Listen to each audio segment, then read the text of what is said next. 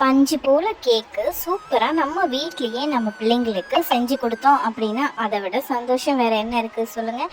இங்கே பாருங்கள், இந்த மெஷர்மெண்ட்டில் நீங்கள் போட்டிங்க அப்படின்னா ரொம்பவே சாஃப்டாக ரொம்ப சூப்பராக டீ கடையில் பேக்கரியில் இருக்கிற மாதிரியான ஒரு கப் கேக் வந்து நம்ம வீட்லேயே செஞ்சு நம்ம பிள்ளைங்களுக்கு கொடுக்கலாம் ஆரோக்கியமாக. எப்படி செய்கிறதுன்னு பார்க்கலாம் வாங்க. ஆனால் அதுக்கு முன்னாடி நம்ம சேனலை மறக்காமல் சப்ஸ்கிரைப் பண்ணிவிடுங்க.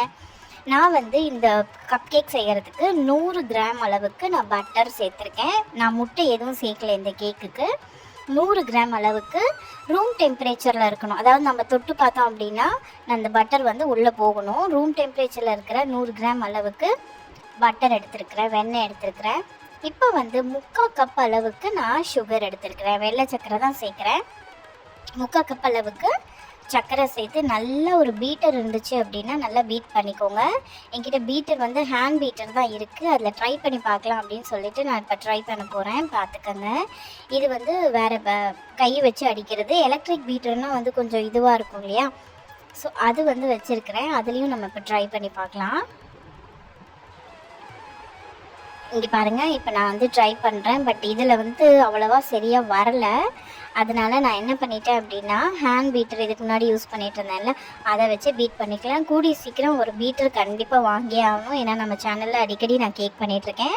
ஸோ இந்த மாதிரி ஹேண்ட் பீட்டர் வச்சு நல்ல ஒரு அடி அடிச்சுக்கோங்க. முட்டை கன்சிஸ்டன்சிக்கு அது வரும், கொஞ்சம் க்ரீமியாக வரும். இந்த ஸ்டேஜில் நான் வந்து 1 டீஸ்பூன் அளவுக்கு வெண்ணிலா எசன்ஸ் ஆட் பண்ணுறேன். வெண்ணிலா எசன்ஸ் ஆட் பண்ணிவிட்டு மறுபடியும் ஒரு வாட்டி நல்லா கலந்துக்கங்க. அந்த சர்க்கரை வந்து கரையணும். கரைஞ்சி நம்ம ஒரு மாதிரி க்ரீமி பதத்துக்கு வரணும். அந்த ஸ்டேஜ் வரைக்கும் நம்ம இது பண்ணிக்கலாம். 1 கப் அளவுக்கு மைதா மாவு சேர்த்துருக்குறேன். மெஷர்மெண்ட் வந்து உங்களுக்கு டிஸ்கிரிப்ஷனில் கொடுக்குறேன், வீடியோவோட எண்ட்லேயும் சொல்கிறேன். 1 ஸ்பூன் அளவுக்கு பேக்கிங் பவுடர், 1/2 ஸ்பூன் அளவுக்கு பேக்கிங் சோடா சேர்த்துருக்குறேன். 1 spoon baking powder, 1/2 spoon baking soda கலந்துட்டு கொஞ்சம் நல்லா கலந்து விட்டுக்கோங்க. இது வந்து 1/2 ஸ்பூன் அளவுக்கு பேக்கிங் சோடா சேர்த்துருக்கேன். வீடியோட டிஸ்கிரிப்ஷனில் உங்களுக்கு கரெக்டான மெஷர்மெண்ட்டோட நான் கொடுத்துட்றேன். இதில் வந்து கொஞ்சோண்டு சாக்கோ சிப்ஸ் ஆட் பண்ணியிருக்கேன். உங்களோட இஷ்டம் தான். உங்களுக்கு ஃபேவரட்டாக நட்ஸு வேணும், பாதாம்லாம் வேணும் அப்படின்னா அது கூட நீங்கள் ஆட் பண்ணிக்கலாம். என்கிட்ட சாக்கோ சிப்ஸ் இருந்தது, நான் ஆட் பண்ணியிருக்கிறேன். இப்போ வந்து கட் அண்ட் ஃபோல்ட் மெத்தடில் நம்ம செய்யணும். அதாவது இங்கே பாருங்கள், வீடியோவில் பார்த்தா தெரியும். ஒரு வாட்டி திருப்பி விட்டுட்டு இப்படி கட் பண்ணி உங்களுக்கு தேவைப்பட்டுச்சு அப்படின்னா ஒரு 1/2 கப் அளவுக்கு பால் கூட நீங்கள் சேர்த்துக்கலாம். தண்ணி சேர்க்காதீங்க.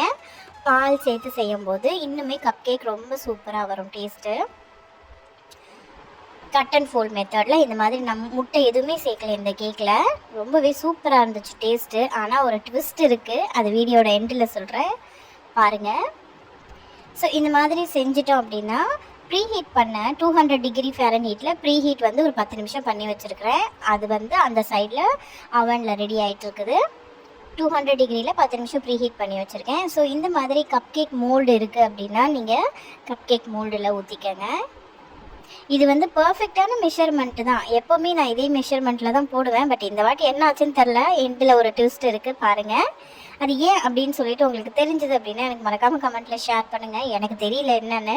ஆனால் இதே மெஷர்மெண்ட்டில் தான் நான் எப்போவுமே செய்வேன். இது ஃபஸ்ட் டைம் கிடையாது, நாங்கள் அடிக்கடி கேக் செய்வோம். ஏன் அப்படின்னு எனக்கு தெரியல என்ன ஆச்சுன்னு. மறக்காமல் எனக்கு கமெண்ட்டில் சொல்லுங்கள் என்ன ப்ராப்ளமாக இருக்கலாம் அப்படின்னு சொல்லிட்டு. நான் வந்து ஒன்றா கப் கேக்கு ஊற்றி வச்சுட்டு ப்ரீஹீட் பண்ணி வச்சுருந்தோம் இல்லையா, அந்த அவனில் வந்து நான் வச்சு எடுத்துடுறேன். இப்போ இங்கே பாருங்கள், இது மேலே கொஞ்சம் அப்படியே சாக்கோ சிப்ஸ் போட்டுக்கலாம். உங்களுக்கு ஃபேவரட் நட்ஸு, டியூட்டி ஃப்ரூட்டி ஏதாவது இருந்துச்சுன்னா கூட நீங்கள் அதை அப்படியே சேர்த்துக்கலாம். நான் வந்து சாக்கோ சிப்ஸ் போட்டிருக்கேன். இப்போது இங்கே பாருங்கள், இதுக்குள்ளே வச்சுட்டு 200 டிகிரி செல்சியஸில் 30 மினிட்ஸ்க்கு நான் வச்சுருக்கேன்.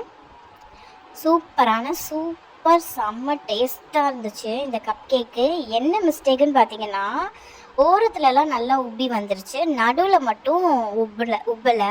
நல்லா புஃப்னு வரும் இல்லையா, அது மட்டும் எனக்கு வரல. பட் போன வாட்டி பண்ணும்போதெல்லாம் வந்தது, ஆனால் இந்த வாட்டி ஏன் வரலன்னு எனக்கு தெரியல. இங்கே பாருங்கள், ஆனால் கேக் ரொம்ப டேஸ்ட்டாக இருந்தது, நல்லா சாஃப்டாகவும் இருந்துச்சு. ஏன் தெரிஞ்சதுன்னா எனக்கு கமெண்ட்டில் மறக்காமல் சொல்லுங்கள்.